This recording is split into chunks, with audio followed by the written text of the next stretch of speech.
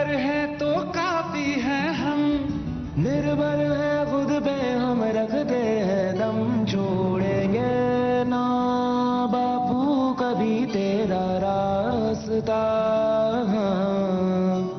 इस मिट्टी से ही पैदा हुए, इस मिट्टी में दे देंगे जान। तुझसे ही तो जिंदा हूँ मैं ओ मेरे हिंदुस्तान, तुझसे ही तो जिंदा हूँ मैं ओ मेरे हिंदुस्तान।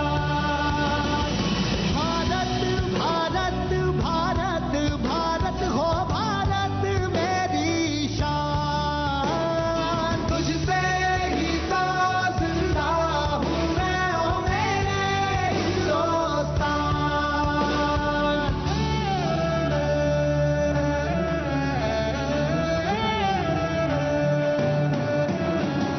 आजादी रास्ता है मंजिल नहीं, आजादी रास्ता है मंजिल नहीं, बदला समय पर इरादे वही। हमने सिखाया है सारे जहां को, गुजरी जो सदियां वो कहती यही। छोड़ेंगे ना बापू कभी तेरा रास्ता, इस मिट्टी से ही पैदा हुए, इस मिट्टी में दे देंगे जान। तुझसे ही तो जिंदा हूँ मैं ओ मेरे हिंदुस्तान, तुझसे ही तो जिंदा हूँ मैं ओ मेरे हिंदुस्तान।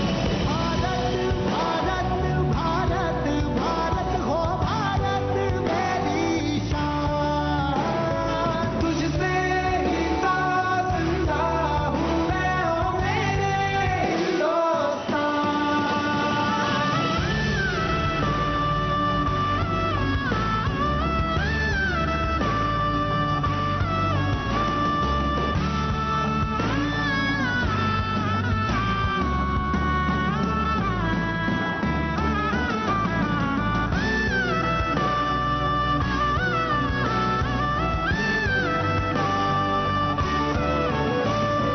तुझसे ही तो जिंदा हूँ मैं ओ मेरे हिंदुस्तान।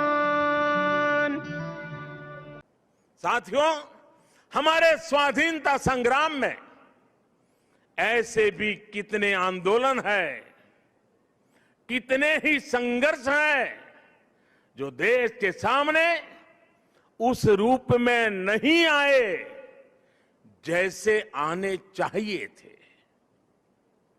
ये एक एक संग्राम, संघर्ष अपने आप में भारत की असत्य के खिलाफ सत्य की सशक्त घोषणाएं हैं।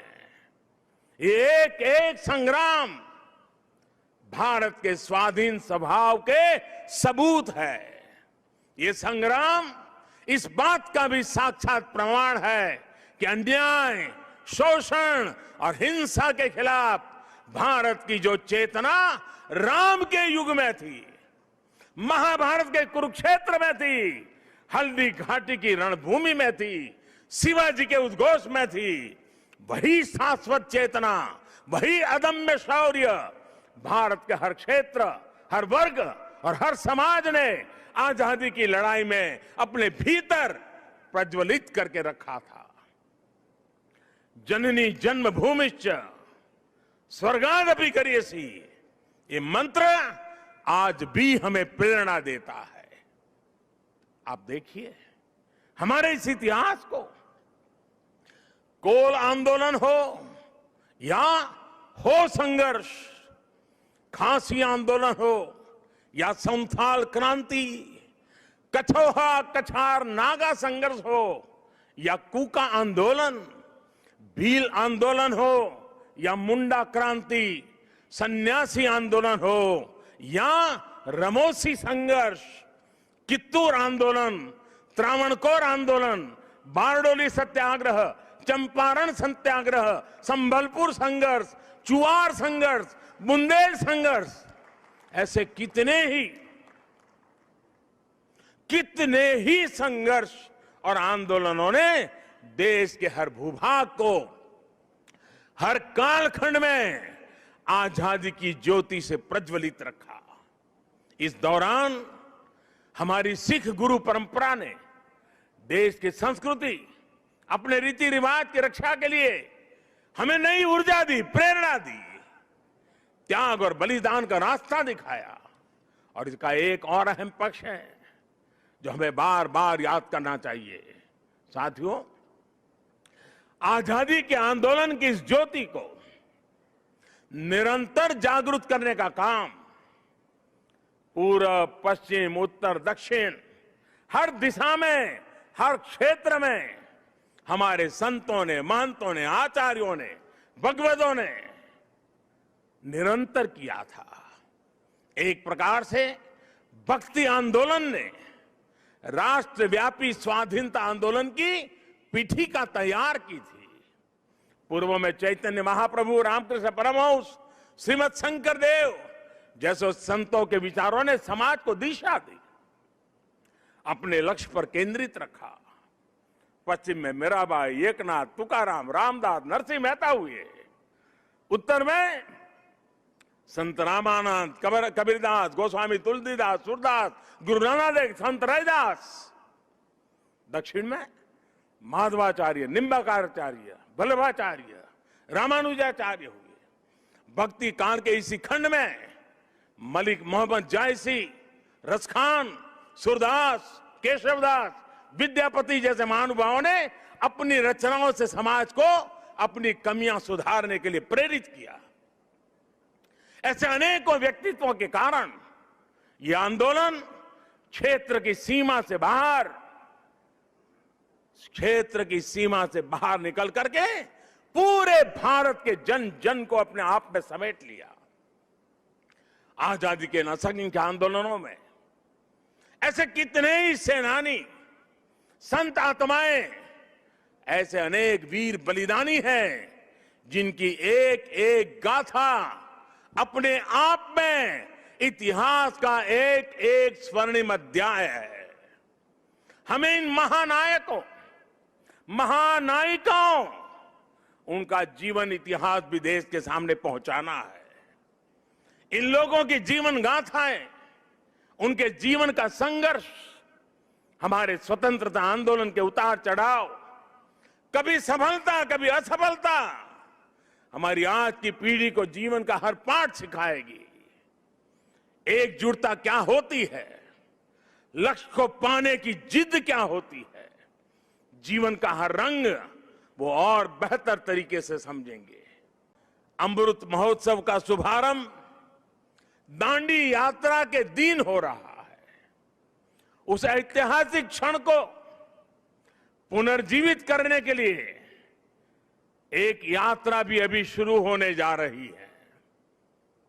यह अद्भुत संयोग है कि दांडी यात्रा का प्रभाव और संदेश भी वैसा ही है जो आज देश अमृत महोत्सव के माध्यम से लेकर आगे बढ़ रहा है। गांधी जी की इस एक यात्रा ने आजादी के संघर्ष को एक नई प्रेरणा के साथ जन जन से जोड़ दिया था। इस एक यात्रा ने अपनी आजादी को लेकर भारत के नजरिए को पूरी दुनिया तक पहुंचा दिया था।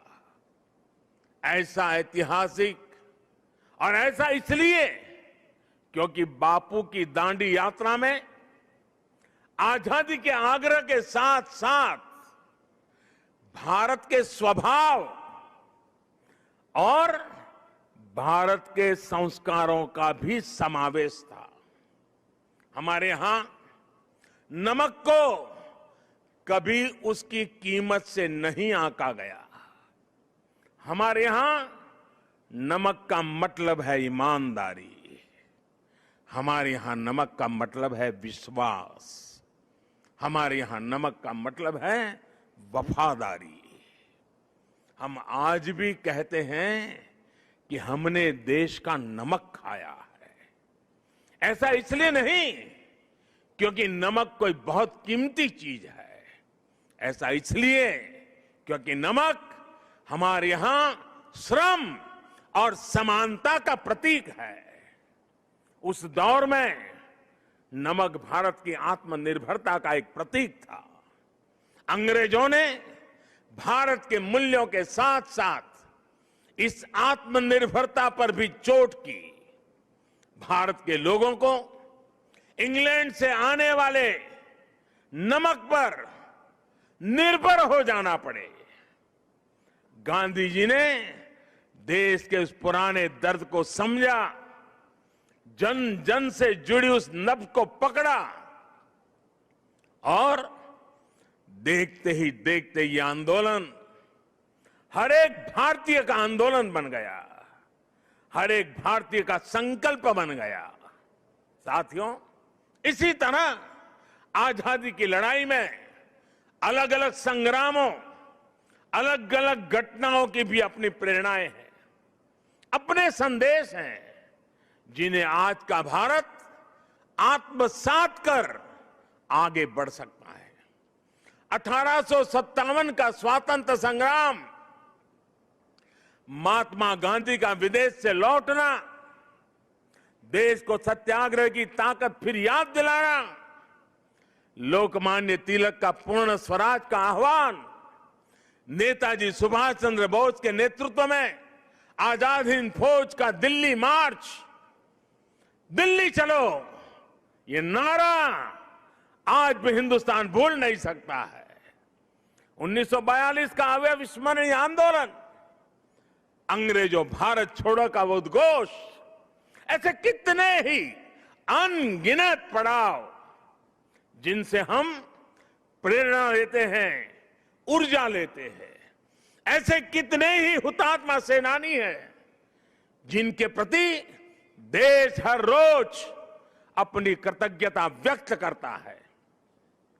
1857 की क्रांति के मंगल पांडे, तात्या टोपे जैसे वीर हों, अंग्रेजों की फौज के सामने निर्भीक गर्जना करने वाली रानी लक्ष्मीबाई हो, कित्तूर की रानी चेन्नम्मा हो, रानी गाइडिनल्यू हो, चंद्रशेखर आजाद, रामप्रसाद बिस्मिल, भगत सिंह, सुखदेव, राजगुरु, अत्फाउल्लाह खां, गुरुराम सिंह, टिटू जी, पोल रामास्वामी जैसे वीर हो, या फिर पंडित नेहरू, सरदार पटेल, बाबा साहब आंबेडकर, सुभाष चंद्र बोस, मौलाना आजाद, खान अब्दुल गफार खान, वीर सावरकर जैसे अनगिनत जननायक, ये सभी महान व्यक्तित्व आजादी के आंदोलन के पथदर्शक रहे हैं।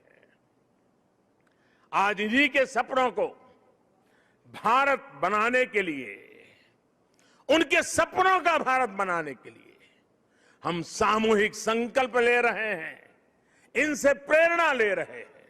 भाइयों और बहनों, इतिहास साक्षी है कि किसी राष्ट्र का गौरव तभी जागृत रहता है जब वो अपने स्वाभिमान और बलिदान की परंपराओं को अगली पीढ़ी को भी सिखाता है, संस्कारित करता है, उन्हें इसके लिए निरंतर प्रेरित करता है। किसी राष्ट्र का भविष्य तभी उज्जवल होता है जब वो अपने अतीत के अनुभवों और विरासत के गर्व से पल पल जुड़ा रहता है। फिर भारत के पास तो गर्व करने के लिए अथाह भंडार है, समृद्ध इतिहास है, चेतनामय सांस्कृतिक विरासत है। इसलिए आजादी के 75 साल का यह अवसर एक अमृत की तरह वर्तमान पीढ़ी को प्राप्त होगा। एक ऐसा अमृत जो हमें प्रतिपल देश के लिए जीने, देश के लिए कुछ करने के लिए प्रेरित करेगा। साथियों, हमारे यहां वेदों में एक वाक्य है, मृत्यो मृक्षीय मामृताम, अर्थात हम दुख, कष्ट, क्लेश और विनाश से निकलकर अमृत की तरफ बढ़ें, अमरता की ओर बढ़ें। यही संकल्प आजादी के इस अमृत महोत्सव का भी है। आजादी का अमृत महोत्सव यानी आजादी की ऊर्जा का अमृत। आजादी का अमृत महोत्सव यानी स्वाधीनता सेनानियों से प्रेरणाओं का अमृत। आजादी का अमृत महोत्सव यानी नए विचारों का अमृत, नए संकल्पों का अमृत। आजादी का अमृत महोत्सव यानी आत्मनिर्भरता का अमृत। और इसलिए ये महोत्सव राष्ट्र के जागरण का महोत्सव है। ये महोत्सव सुराज्य के सपने को पूरा करने का महोत्सव है। ये महोत्सव वैश्विक शांति का, विकास का महोत्सव है।